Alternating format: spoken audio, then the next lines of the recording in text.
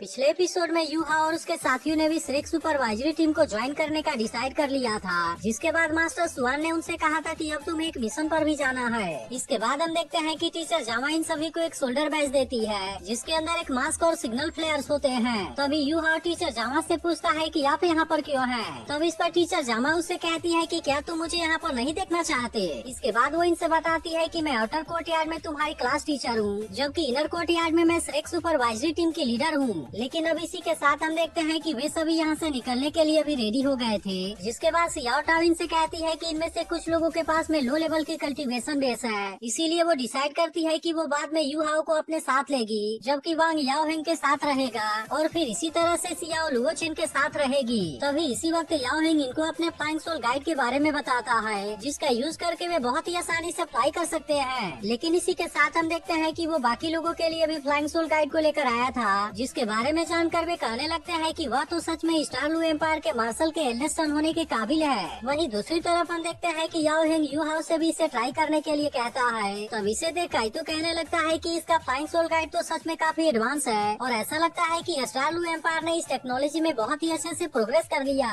लेकिन इसके बाद भी हम देखते हैं कि काइतो अपने पास पहले ही फ्लाइंग सोल गाइड का यूज करने का डिसाइड करता है, क्योंकि वैसे भी ज्यादा टाइम से यूज करने के वजह से उसकी इसकी आदत लग गई थी और फिर इसीलिए वो तुरंत इसे एक्टिवेट भी कर लेता है। लेकिन तभी इसी बीच हम देखते हैं कि सियाओ इसे बिल्कुल भी कंट्रोल नहीं कर पा रही थी, जिसके बाद काइतो उससे कहता है कि सबसे पहले तुम अपने सोल पावर को कंट्रोल करो और फिर उसके बाद तुम अच्छे से बैलेंस बनाने की कोशिश करो। जिसके बाद हम देखते हैं कि सियाओ को भी इसे यूज करने के बारे में पता चल गया था और फिर इसके बाद वे सभी तुरंत अपने मिशन पर जाने के लिए निकल जाते हैं। तभी सियाओ टाओ कहने लगती है कि इविल सोल मास्टर ऐसे बॉर्डर वाले एरिया में अपीयर होते हैं जहाँ पर कि किसी भी कंट्री का कोई कंट्रोल ना हो, लेकिन इसके बाद भी श्रेक स्कूल के पास में इसके लिए पावर है और इसीलिए हम किसी को भी इसके बारे में बताए बिना उनके ऊपर अटैक करके उनको मार सकते हैं। इसके बाद वो इनसे कहती है कि मिंगडू माउंटेन जो कि स्टार लू एम्पायर और सन मून एम्पायर के बॉर्डर पर है, इस बार डेथ मैसेंजर ने वहाँ पर हॉन्ट किया है, जिसके बारे में सुनकर यू हाओ कहता है कि ये डेथ मैसेंजर क्या है। तब इस पर सियाओ टाओ उससे कहती है कि वो असल में एक इविल सोल मास्टर है, जिसके अंडर में लुटेरों का एक पूरा ग्रुप है और वे एक साथ मिलकर बिजनेस ट्रेवलर्स के ऊपर अटैक करते हैं। इसीलिए वो इनसे कहती है कि उन सभी को खत्म करना ही हमारा मिशन है। लेकिन इसी के साथ वो उसे कहती है कि उसके पास में एक बहुत ही स्पेशल इविल स्पिरिट है, जिसके बारे में सुनकर यू हाओ कहता है कि क्या मार्शल आर्ट में इविल स्पिरिट है। तब इस पर सियाओ टाओ से कहती है कि मार्शल स्पिरिट को गुड और इविल में डिवाइड नहीं किया गया है, लेकिन अगर किसी मार्शल आर्ट को प्रैक्टिस करने के लिए स्पेशल तरीके की जरूरत पड़ती है तब इसकी वजह से ऐसा माना जाता है कि वो मार्शल स्पिरिट जरूर ही इविल होगा। तभी याओ हेंग भी कहने लगता है कि आज से 600 साल पहले ब्लड इन्फेंट नाम का एक इविल सोल मास्टर अपीयर हुआ था, जो कि केवल इविल तरीके का यूज करके 20 साल में ही डलाउ टाइटल के लेवल में पहुंच गया। इसलिए उस समय के श्रेक सुपरवाइजरी टीम के हेड ने लगातार 5 सालों तक उसका पीछा किया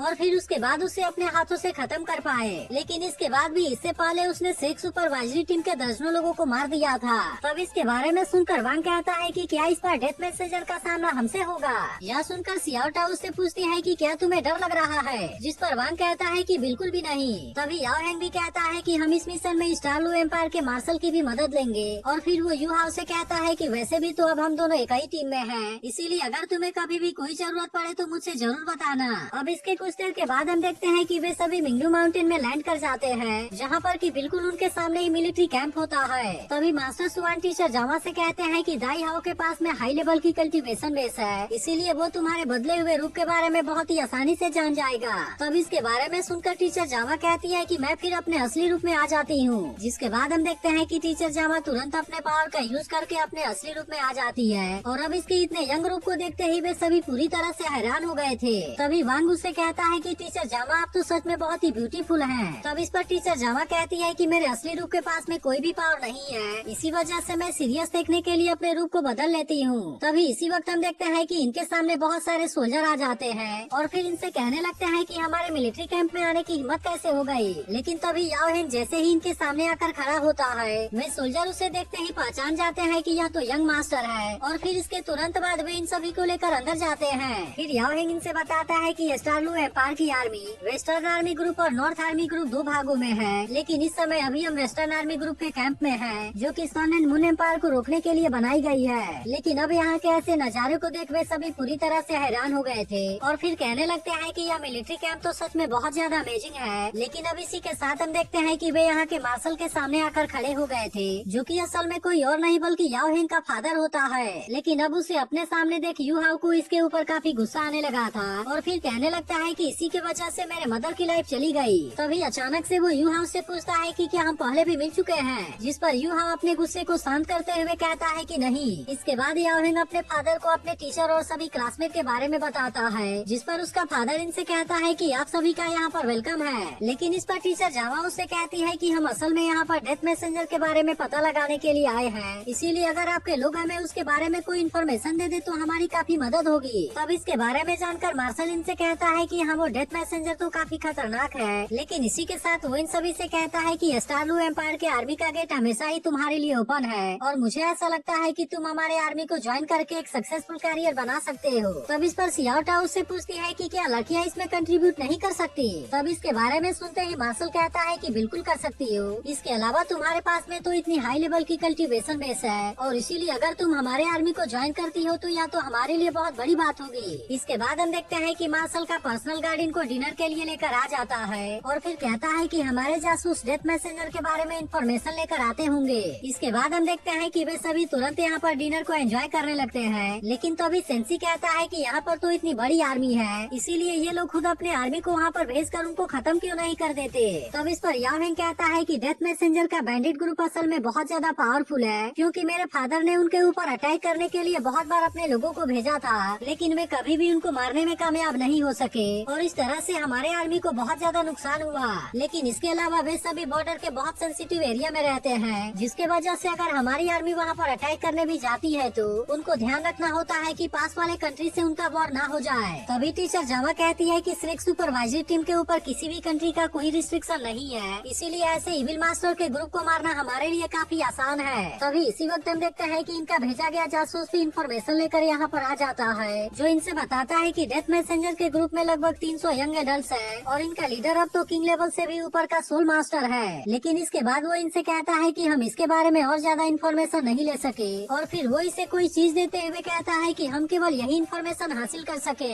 इसके अलावा हम देखते हैं कि पूरे ग्रुप में केवल वही वहाँ से बचकर वापस आ सका और इस तरह से उसने इनकी मदद करने के लिए मैप को दे दिया होता है। जिसके बाद हम देखते हैं कि टीचर जावा इन सभी से चलने के लिए कहती है, जिस पर सेंसी उससे कहता है कि क्या हम मास्टर सुवान का वेट नहीं करेंगे। लेकिन टीचर जावा उससे कहती है कि मास्टर सुवान का अपना अरेंजमेंट है और फिर इसके बाद वे सभी मैप को फॉलो करते हुए वहाँ पर जाने लगते हैं। अब इसके कुछ देर के बाद हम देखते हैं कि वे सभी वेनलैंड फॉरेस्ट में आ गए थे, लेकिन तभी यू हाओ को यहाँ के एक ट्री के अंदर से कोई चीज गायब हुई नजर आती है, जिसके बारे में वो जल्दी से टीचर जावा को भी बता देता है। तब इस पर टीचर जावा कहने लगती है कि वेनलैंड ट्री का हार्ट यिन कोड मार्शल स्पिरिट सोल मास्टर की बॉडी को ताकतवर बनाता है, जिसके वजह से वे कोल्ड सोल पावर को बहुत ही आसानी से टॉलरेट कर सकते हैं और इसके अलावा यह चीज उनके कल्टीवेशन स्पीड को भी बढ़ा देती है। फिर वो आगे इनसे कहती है कि वेनलैंड ट्री एक बहुत ही रेयर स्पीसीज है, लेकिन यहाँ पर तो ऐसे ट्री बहुत ही ज्यादा है और इसीलिए ऐसा लगता है कि हम डेथ मैसेंजर के ग्रुप से ज्यादा दूर नहीं है। तब इसके बारे में सुनकर टीचर जावा कहती है कि अब हमें इसके बारे में इनिशिएटिव लेना ही होगा, क्योंकि वे जब यहाँ पर कुछ करने की कोशिश करेंगे तो कोई ना कोई क्लू जरूर छोड़ेंगे।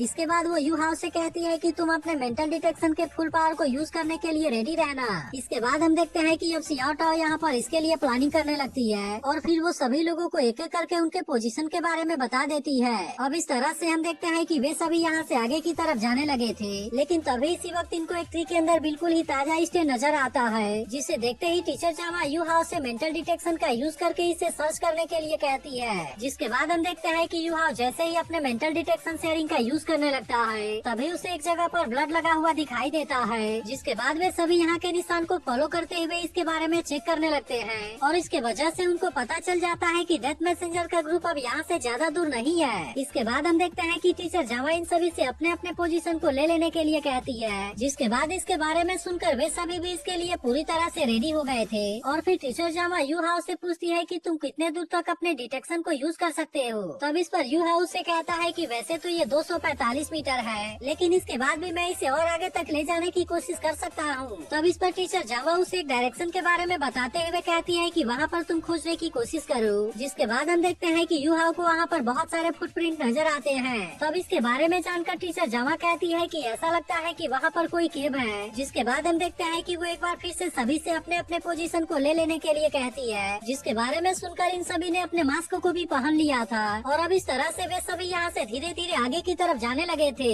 तभी इसी वक्त हम देखते हैं कि इनको अपने सामने कुछ लाइट दिखाई देती है, जिसे देख टीचर जमा कहती है कि वहाँ पर एंटर करते ही तुम अपने मेंटल डिटेक्शन के फुल पावर को रिलीज कर देना, क्योंकि मैं चाहती हूँ कि हर कोई इसके बारे में पूरी तरह से केयरफुल रहे। इसके बाद हम देखते हैं कि केव के अंदर आकर यूहा अपने मेंटल डिटेक्शन के पावर का यूज करने लगा था, जहाँ पर सोल्जर के डेड बॉडी को देख ननान काफी डर जाती है। लेकिन इसके बाद भी हम देखते हैं कि वे सभी केव के अंदर जाने लगे थे, क्योंकि वे किसी भी तरह से डेथ मैसेंजर के ग्रुप को खत्म कर